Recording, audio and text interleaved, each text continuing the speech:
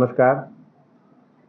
આપની પ્રતિષ્ઠિત ચેનલના માધ્યમથી વડોદરા અને ગુજરાતના સર્વે નાગરિકોને આ દિવાળીના પર્વ અને નવ વર્ષની હાર્દિક શુભકામનાઓ સહ અભિનંદન પાઠવું છું.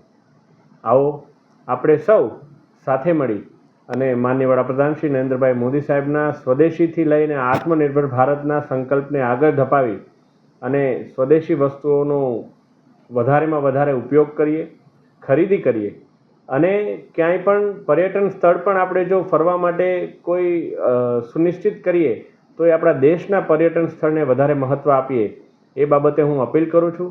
આ આવનારું વર્ષ ભગવાન આપને સુખ, શાંતિ, સમૃદ્ધિ અને પરિવાર સાથે સારો સમય આપે એવી પ્રાર્થના કરું છું.